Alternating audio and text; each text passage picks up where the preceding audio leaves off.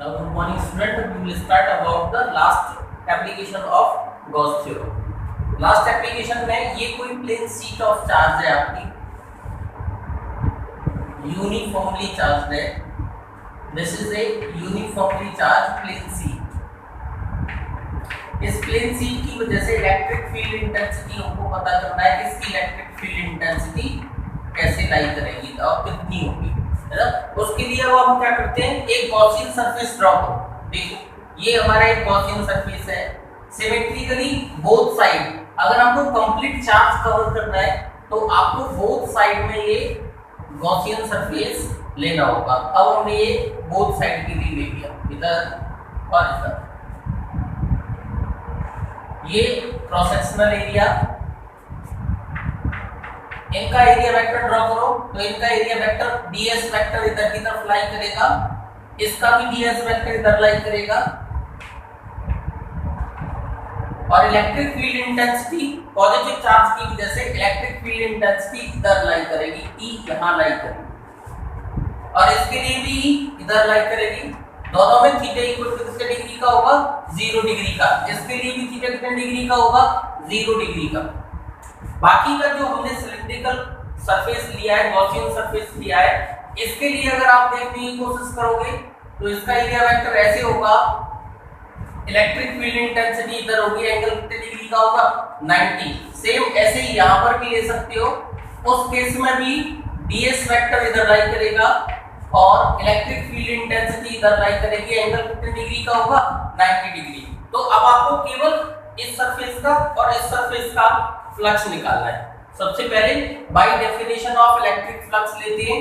Bye definition of electric flux अगर आप definition लोगे तो d phi e equal to किसके आएगा, E डॉट ds के आएगा. आप डॉट प्रोडक्ट खोलो. अगर आप डॉट प्रोडक्ट खोलते हैं तो E ds cos 0, cos 0 की वैल्यू हमको 1 मिलेगी. तो d phi e equal to हो जाएगा E ds. फाइन. लेकिन देखो जिधर ये सरफेस है उस साइड दूसरा सरफेस भी होगा, तो आपको टोटल सरफेसेस के लिए डबल करना पड़ेगा. टोटल के लिए फॉर बोथ साइड यहां लगा लेते हैं, for both side d phi e equal to आ जाएगा हमारे पास ट्वाइस ऑफ E ds. अब आप इंटीग्रेट कर दो कंप्लीट के लिए. इंटीग्रेट करोगे तो phi e equal to 2e तो कॉमन रहेगा, इंटीग्रेशन ऑफ ds आएगा. तो इंटीग्रेशन ऑफ ds उसके total curve surface area, total surface area को ले लो s मान लिया हमने, ये नहीं इक्वल होगा. अगर हम गॉस थ्योरम यूज करते, bye Gauss theorem,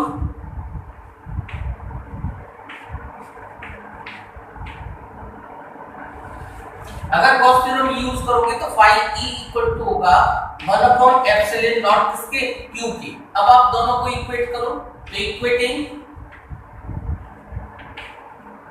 equation number first and second करो इक्वेट. अगर हम इक्वेट करते हैं इन दोनों को तो देखो क्या आता है, phi e इक्वल टू, दोनों के phi e इक्वेट करते हैं तो 1 upon epsilon not q equal to आ जाएगा 2e इनटू s. अब आप इसको अपॉन में लेके जाओ तो E इक्वल टू हमारे पास आएगा 1 upon 2 epsilon not Q over S. Charge upon उसका surface, this is called surface charge density. That mean if Q upon S equal to अगर सिग्मा है, देन आपको इलेक्ट्रिक फील्ड इंटेंसिटी E मिलेगी कितना, sigma upon 2 epsilon naught. Simple. इतना electric field intensity होगा plane sheet of charge के लिए. That is E equal to sigma upon 2 epsilon naught. इतना इलेक्ट्रिक फील्ड इंटेंसिटी इसके द्वारा प्लेन शीट के द्वारा डेवलप होगी. तो इलेक्ट्रिक, अब हमने क्या समझा कि अगर किसी प्लेन शीट की वजह से इलेक्ट्रिक फील्ड इंटेंसिटी E लेके आते हैं तो हमने पढ़ा था सिग्मा अपॉन 2 एप्सिलॉन नॉट, इतना इलेक्ट्रिक फील्ड इंटेंसिटी आता है. तो अब देखो ये किस किस पे डिपेंड करता है. तो सबसे पहले E जो डिपेंड करेगा डायरेक्टली प्रोपोर्शनल होगा सरफेस चार्ज डेंसिटी के, और डिस्टेंस से इंडिपेंडेंट होगा. That is electric field intensity independent to r होगा. इंडिपेंडेंट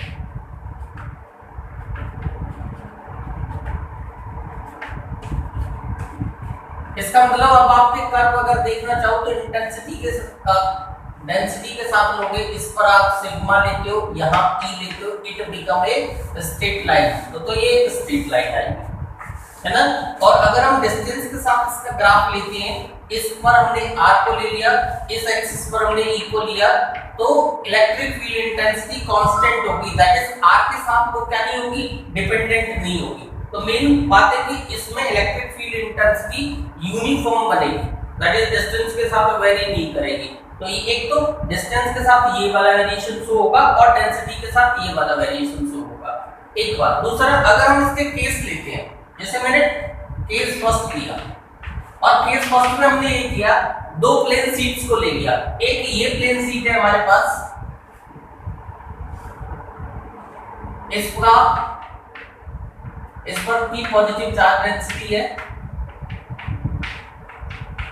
इसका डेंसिटी मान लो सिग्मा 1 है। एक और हमने प्लेन शीट ले ली और इसकी चार्ज डेंसिटी सिग्मा 2 है, ये हमारे दूसरा है, इसका चार्ज डेंसिटी सिग्मा 2 है, ये प्लेट A है और ये प्लेट B है। अब आपको इलेक्ट्रिक फील्ड इंटेंसिटी बताना है तीन केसेस में। केस 1, एक तो ये बताना है इस पॉइंट पर, एक आपको ये बताना है इस पॉइंट पर, अब आपको एक ये बताना है कि इस पॉइंट पर इलेक्ट्रिक फील्ड इंटेंसिटी कितना होगा। दैट मीन आप इन पॉइंट्स को मान लो, मैंने ये पॉइंट P मान लिया, Q, और इस पॉइंट को मैं R मान लेता हूँ। P पॉइंट पर इलेक्ट्रिक फील्ड इंटेंसिटी बताना है, Q पॉइंट पर इलेक्ट्रिक फील्ड इंटेंसिटी बताना है और R पर बताना है। तो देखो, सबसे पहले इलेक्ट्रिक फील्ड इंटेंसिटी की डायरेक्शन लेते हैं। ये कोई प्लेन शीट है, तो प्लेन शीट का पॉजिटिव चार्ज डेंसिटी होने की वजह से इलेक्ट्रिक फील्ड इंटेंसिटी आउटवर्ड होगी E1। ऐसे ही इसकी वजह से अगर हम E2 देखेंगे, ये भी आउटवर्ड होगी E2। ऐसे ही आप यहां देखो, इस पॉजिटिव चार्ज की डेंसिटी E1 तो इधर की तरफ होगी और इस वाले के लिए इलेक्ट्रिक फील्ड इंटेंसिटी E2 इधर होगी। और इस पॉइंट पर देखेंगे तो इलेक्ट्रिक फील्ड इंटेंसिटी E1 इस साइड आएगी और E2 भी इस साइड आएगी। ऐसे इलेक्ट्रिक फील्ड की डायरेक्शन होगी। देखो, ये पॉजिटिव चार्ज है, इसकी वजह से इसकी इंटेंसिटी आउटसाइड होगी, ये भी पॉजिटिव चार्ज है, इसकी भी इंटेंसिटी आउटसाइड होगी। इस पॉइंट पर देखो, इस वाले की इंटेंसिटी आउटसाइड और इसकी भी इंटेंसिटी आउटसाइड। अगर यहां पर देखोगे तो इस वाले की इंटेंसिटी इधर होगी और इस वाले की इंटेंसिटी इधर होगी।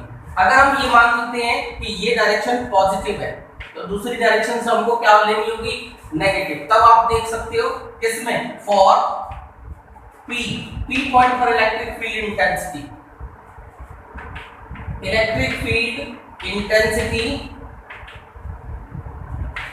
Due to plane sheet. देखो, प्लेन शीट की इंटेंसिटी कितनी होगी बेटा, तो electric field intensity E equal to बताया था सिग्मा अपॉन 2 एप्सिलॉन नॉट होती है ना।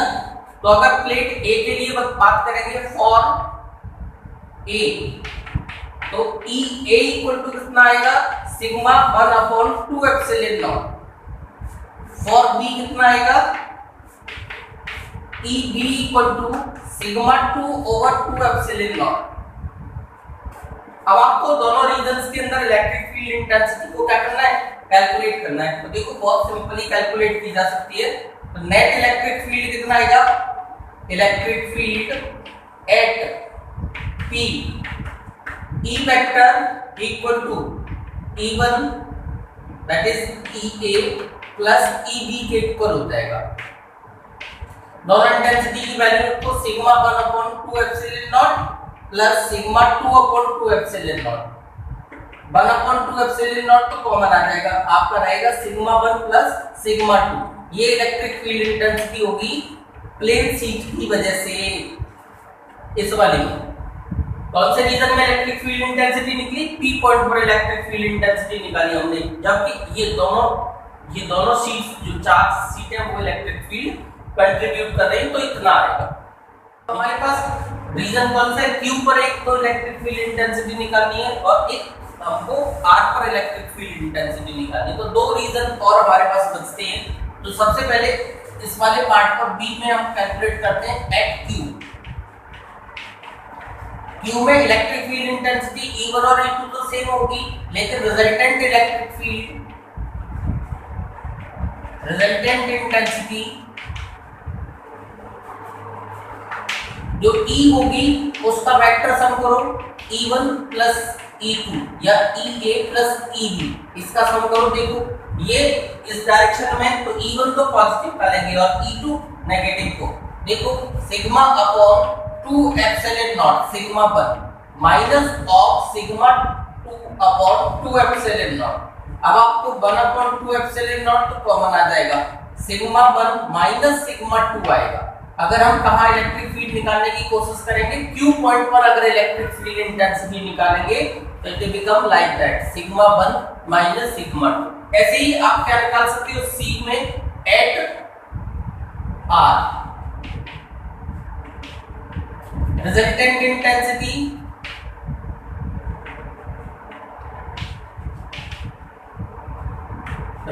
इंटेंसिटी क्या होगी, E R इक्वल टू होगा कितना आ जाएगा, दोनों नेगेटिव के होंगे। अब R पॉइंट पर देखो EB इधर है, E1 भी और E2 भी इधर ही है। इसका मतलब है E1 vector plus of E2 vector करना है आपको, दोनों नेगेटिव के होंगे, तो minus of sigma 1 upon 2 epsilon not minus sigma 2 upon 2 epsilon not. That is आपको कॉमन ले लेना है, 1 अपॉन 2 एप्सिलॉन नॉट कॉमन ले लो, sigma 1 plus sigma 2 electric field intensity है। इस तरह से हम इन तीनों रीजंस में, P में, Q पर और R पर इंडिविजुअल इलेक्ट्रिक फील्ड इंटेंसिटीज को कैलकुलेट कर सकते हैं। और इसका अगर स्पेशल केस लेने की कोशिश करो तो स्पेशल केस ले सकते हो। अगर हम ये कहते हैं कि दोनों शीट्स की जो इंटेंसिटी है वो सेम है, दैट इज इसका केस ले ले। अगर हमने फर्स्ट केस लिया, if sigma 1 equal to sigma 2 होता, दोनों की इंटेंसिटी सेम होती, that is equal to sigma ले लो, तब आपको क्या करते, एट P पर कितना आती है इंटेंसिटी, हमने लिखा था 1 upon 2 epsilon not sigma plus sigma, that is कितना हो जाएगा, 2 सिग्मा अपॉन 2 एप्सिलॉन नॉट, 2 तो कैंसिल हो जाएगा, सिग्मा अपॉन एप्सिलॉन नॉट आएगा। कब, जब दोनों की डेंसिटी सेम होगी। ऐसे ही आप कहां ले सकते हो, सेकंड पार्ट में, इसी पर एट Q ले लो, तो एट Q में अगर आप सम करोगे तो क्या आएगा, 1 upon 2 epsilon not sigma minus sigma आएगा, तो ये इससे कैंसिल होगा, तो नेट इलेक्ट्रिक फील्ड क्या आ जाएगा, 0। किस रीजन में, इसमें, जब दोनों डेंसिटी सेम है। और एट R देखोगे तो E R इक्वल टू आ जाएगा 1 अपॉन 2 एप्सिलॉन नॉट माइनस का sigma plus sigma, that is minus of sigma upon epsilon not आएगा। ये केस है तब जबकि हमारी इंटेंसिटीज कैसी है, सेम है, इसकी भी सरफेस चार्ज डेंसिटी और इस प्लेट की सरफेस चार्ज डेंसिटी, दोनों चार्ज डेंसिटी सेम होने पर हम ऐसा कर सकते हैं। इस तरह से हम एक प्लेन शीट का electric field intensity different regions में कैलकुलेट कर सकते हैं।